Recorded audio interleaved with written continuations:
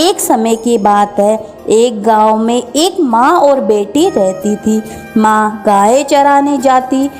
बैसाख का महीना आया। सूरज रोठा का रविवार आया। माँ ने बेटी से कहा, बेटी आज तेरे व मेरे लिए 2 रोट बना ले। मैं गाय चरा कर आती हूँ, फिर तू और मैं दोनों पूजा करेंगे। बेटी ने माँ के नियमित 1 रोट तैयार किया।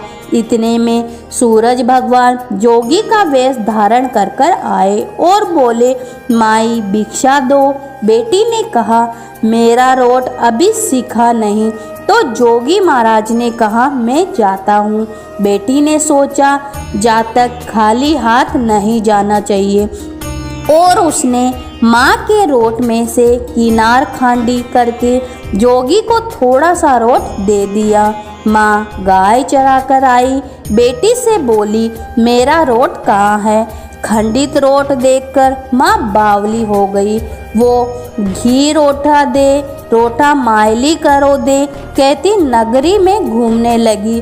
बेटी डर के मारे पीपल के झाड़ पर बैठ गई। 3-4 दिन निकले।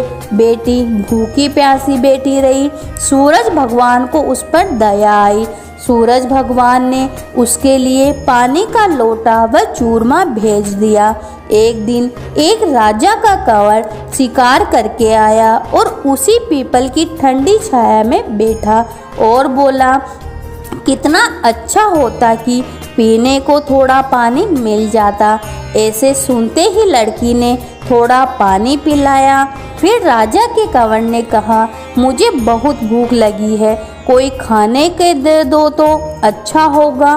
तो लड़की ने ऊपर से चूरमा डाला। कंवर की भूख प्यास मिट गई। वो विचार करने लगा कि यहाँ कोई है। यह सोचकर राजा ने अपने सिपाहियों को पीपल के पेड़ पर खोज करने भेजा। उन्होंने सब जगह देखा, उन्हें कुछ नहीं मिला। तो राजा का कंवर खुद ऊपर चढ़ा और ढूंढा तो वो लड़की मिली। राजकुंवर ने कहा, तू कौन है? तब लड़की ने अपनी कहानी सुनाई।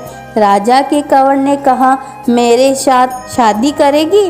तो लड़की बोली, आप तो नगरी के राजा हो, मैं तो गरीब और अनाथ लड़की हूँ, मेरे कोई नहीं है।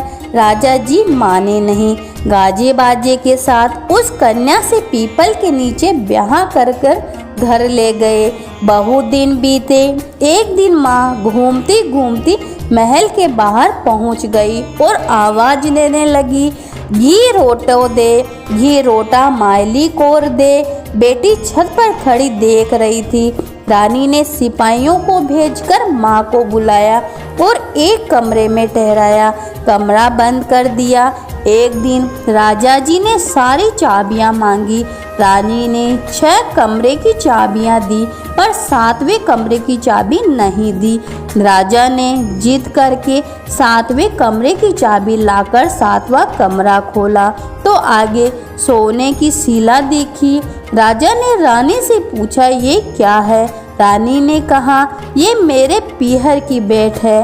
राजा बोले, हमको आपका पीहर देखना है। रानी ने कहा, मेरा पीहर नहीं है, आप तो मुझे पीपल के पेड़ के नीचे से ब्याह कर लाए थे। राजा हट करने लगे तो रानी सूरज भगवान से विनती करने लगी और 1.25 पहर का पीहर वासा मांगा। और राजा रानी पीपल के पेड़ के नीचे आए। वहाँ सारा कुटुंब था। कोई कहे मासा जी आए, कोई कहे जीजा जी आए, तो कोई कहे फूफा जी आया। राजा रानी का अच्छा सत्कार किया। राजा को परिवार देखकर बहुत आनंद हुआ। 1 पहर पूरा हुआ। रानी गहर चलने लगी, कहने लगी, राजा बोला, इतना बढ़िया ससुराल इतना जल्दी नहीं छूटेगा। अब तो रानी कुंवर की चिकोटी काटने लगी, उसे रुलाने लगी और कहा, मेरे तो कुंवर रो रहा है, आप राजा जी जल्दी चलो। राजा रानी को पीहर वालों ने खूब दिया और विदा किया। जल्दी में राजा जी अपने पैरों की मोचड़ी व घोड़े का तांजा वहीं भूल गए।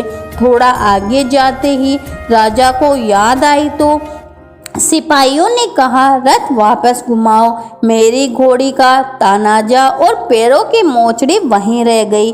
रानी कहने लगी, इतनी सी चीज के लिए वापस क्यों जाते हो? इतना धन उन्होंने दिया है। राजा एक नहीं सुनी। पीपल के नीचे गए और वहां देखा राजा जी का सामान पड़ा है। पत्ते उड़ रहे हैं पर कोई परिवार वैभव नहीं है। राजा बोले, रानी ये सब क्या है?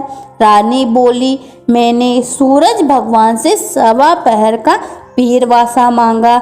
मेरी तो एक माँ है जिसका रोठा खंडित होने से वो पागल हो गई। घूमते घूमते महल के नीचे आई तो मैंने उसे बुलाकर कमरे में बंद कर दिया। उसकी सोने की शिला हो गई। इतना सुनते ही राजा ने नगर में ढिंडोरा पिटवा दिया कि बैसाख के किसी भी रविवार को पीहरवासे के लिए सूरज भगवान का व्रत करना चाहिए।